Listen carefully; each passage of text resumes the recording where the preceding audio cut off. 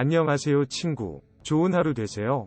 채널을 시청하고 구독해주셔서 감사합니다. 지난 4월 첫 국산 전투기 KF-21 보라매의 시제기가 공개돼 전세계의 이목을 끌었습니다. 선수들은 한눈에 알아봤죠.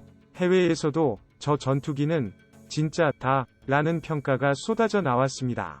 아직 시험 비행을 하지도 않았지만 디자인 자체에 대해선 아름답고 잘 빠졌다. 안정적이면서도 역동적인 전투 비행에 최적화됐다는 평가입니다. 완벽하진 않지만 제한된 수준의 스텔스 기능까지 디자인을 통해 구현했다는 분석까지 나오고 있습니다. 한국이 제작한 첫 국산 전투기가 이런 칭찬을 받고 있다는 건 기분 좋은 일이죠.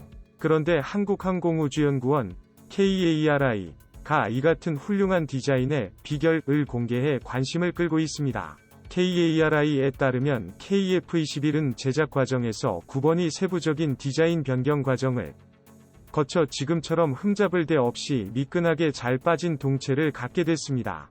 시제기로 출고된 KF-21 보라매의 최종 모델명은 C1009인데 C101부터 시작해 9번이 형상 설계 변경을 거쳤다는 뜻입니다. 즉 개념 설계 단계에서 공개된 C101을 거쳐 2012년 최종 형상으로 C1032 확정된 후에도 본격적인 개발 과정을 거치면서 6번이 디자인 개선 작업이 진행됐다는 것입니다. 이 과정에서 KARI는 C103 모델에서부터 시제기까지 풍동 시험을 통해 전투기의 신체 능력을 검증하고 완벽한 바디라인을 완성하기 위해 데이터를 수집하는 역할을 담당했습니다. KARI는 2016년부터 총 2000시간 동안 5차례에 걸쳐 C103 모델부터 시제기에 이르기까지 90속 풍동 시험을 진행했습니다. 뿐만 아니라 해외에서도 같은 모델로 초음속 풍동 시험이 동시에 진행됐다고도 하네요. 풍동 시험이란 인공적으로 공기가 빠른 속도로 흐르게 만든 장치 안에 제작된 기체를 집어넣고 이리저리 움직여 보면서 기동성, 안정성 등을 테스트를 해보는 것을 말합니다. KARI는 실제 전투기를 그대로 본따 13분의 1로 축소한 모형을 풍동 저울에 올려놓고 음속의 30% 정도 되는 공기 흐름을 만들어 실험을 했습니다. 이 같은 실험은 전투기의 신체 능력을 테스트하는 것이죠. 즉 전투기가 원하는 속도로 흔들림 없이 공기를 뚫고 전진할 수 있는지, 몸을 움직였을 때 자세를 오랫동안 유지할 수 있을지를 주로 테스트해 그 결과를 기체 디자인에 반영하는 작업을 진행했습니다. 이는 굉장히 중요한 일입니다. 전투기의 생명은 기동성인데 만약 45도까지 기체를 세워도 뒤집혀지지 않도록 설계된 전투기가 35도에서 뒤집혔다면 큰 일이 나겠죠. KARI는 풍동 시험을 통해 이 같은 일이 일어나지 않도록 형상을 바꾸기 위한 데이터를 만들어냈습니다. 초음속 전투기, 최대 속도 마하 1.81 인 KF-21을 대상으로 90속 테스트를 진행한 것은 저속주행에서 발생한 문제는 고속주행에서도 일어날 수 있으며 90속 테스트에서도 형상 설계의 큰 문제점은 걸러낼 수 있기 때문이랍니다. 기동성뿐만 아니라 아주 급격한 기동을 했을 때 기체가 불안정해지는지를 체크하는 것도 풍동 시험의 주요 목적입니다. 이럴 경우 대부분 날개의 문제일 가능성이 큰데 날개를 키워서 다시 설계할지, 아예 날개 위치를 바꿔볼지, 혹시 흡입구의 형상이 문제가 되는 것은 아닌지 등등 다양한 검토를 통해 설계 변경 절차를 거쳤습니다. 눈에 띄는 것은 해외에서 초음속 테스트를 할 수밖에 없었던 안타까운 현실이네요. KF-21 개발 당시까지만 해도 한국의 초음속 풍동 시험 시설이 갖춰져 있지 않았기 때문입니다. 이에 해외의 시설을 빌려 초음속 풍동 시험을 했는데 한 번에 사용 가능한 시간은 고작 1분여에 불과했고 또 시험을 재개하기 위해선 많은 시간을 기다려야 해 실무자들의 고생이 심했다고 합니다. 그러나 한국도 마침내 2018년 6월 국방과학연구소의 천음속 풍동 시험 시설이 갖춰져 양산 및 개량 작업에 활용되고 있다고 하니 반가운 소식이죠. KF-21 성능, 저피탐 설계, 기동성, 미래 전장에서의 생존성 확보를 위해 KF-21은 반사각 정렬 설계, 매립형 안테나, S-덕트, 평면 동체, 반매립 무장창 등을 포함한 저피탐 형상 설계가 적용되었습니다. 이러한 저피탐 기술의 적용으로 A-182 슈퍼호넷보다 낮은 RCS를 달성하였으며 탐색 개발 당시 전투 효과 분석 결과 F-16 대비 4.1배, F, A-182, F 대비 1.2배의 공대공 임무 효과, F-16C 대비 1.3배의 공대지 임무 효과를 달성할 수 있을 것으로 예측됩니다. KF-21 보라매는 같은 F414-GE-400 엔진을 사용하는 F, A-182, F보다 작고 가벼우며 동급 추력의 F-35보다 인면 하중이 작다는 이점을 가지고 있습니다. 특히 F-35에 적용된 비선형 동적 모델 역변환 제어 기법도 적용될 예정인데 이는 양산형 항공기로서는 F-35에 이어 두 번째로 적용되며 이외에도 조종사의 안전을 위한 자동 지형 추적, 회피 등의 기능이 적용될 예정입니다.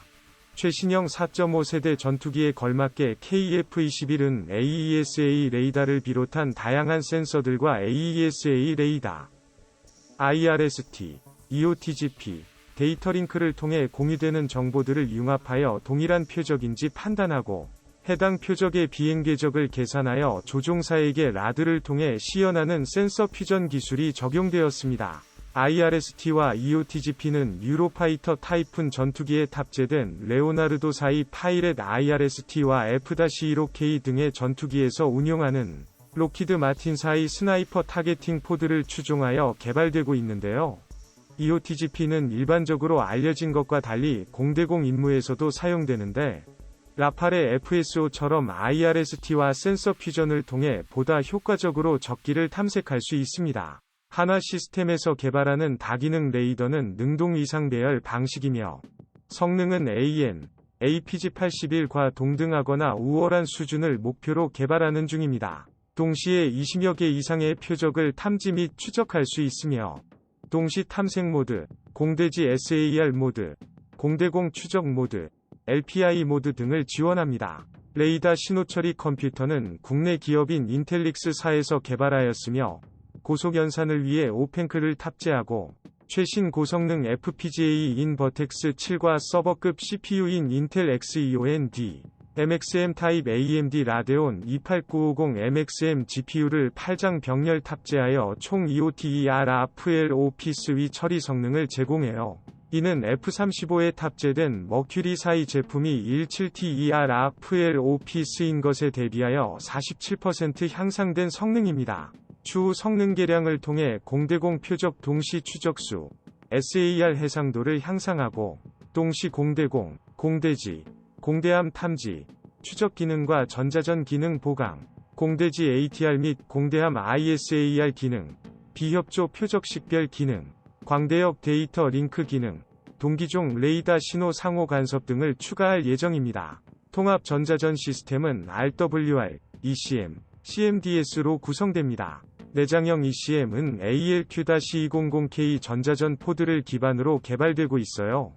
고속으로 재원을 정밀하게 측정하는 광대역 디지털 수신기, 광대역으로 신호를 저장하고 복원 및 발생하는 DRFM 같은 핵심 부품은 최신 기술을 적용한 카드 형태로 설계, 제작하여 소형, 경량화되었고 증폭기의 출력을 향상하며 안테나의 빔폭을 넓혀서 넓은 영역을 재밍할 수 있도록 재설계되었습니다. KF-21위 ECM 안테나는 유로파이터 타이푼이나 라팔 등 동급 4.5세대 전투기들보다 큰 편인데 이는 공군에서 기존 전투기보다 높은 출력을 요구했기 때문이라고 합니다. 콕핏은 F-35와 유사한 글라스 콕핏으로 설계되었습니다.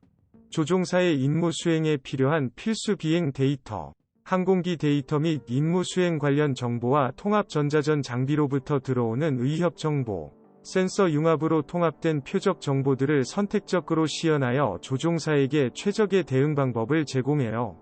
HOTAS 다기능 조종관과 조종석 내에서 음성으로 제어할 수 있는 DVI 기술이 적용되었으며 라드에는 적외선 터치 센서가 적용된 저반사 디스플레이가 적용됩니다. 임무 컴퓨터는 IMA 구조로 설계되어 정비성, 안정성, 시스템 성능 및 장치 개량이 용이하도록 설계되었습니다. 기관포는 F-15, F-22, F, A-182, F에도 적용한 M61A2 20mm 발칸포가 탑재되었습니다. 최대 무장량은 약 17,000파운드이며 AIM-9X, AIM-120, SDB, CBU-105, JDAM, LJDAM, LGB, AGM-65, AGM-84 등 다양한 무장을 운용할 수 있는데, 수출을 고려하여 미국제 무장 외에도 KEPD-350 타우러스, 아이리스-T, MBDA 미티어 등 유럽제 무장과 장거리 공대지 유도탄 2, KGGB 등 국산 무장도 인티할 예정입니다. 하드포인트는 주익 하단에 6개, 동체 하단에 4개로 총 10개이며, 동체 하단의 하드포인트는 반매립 무장용 멜입니다. 미티어나 AIM-120 AMRAAM 미사일을 4발 탑재할 수 있습니다. 좋은 하루 되세요. 채널을 시청하고 구독해주셔서 감사합니다.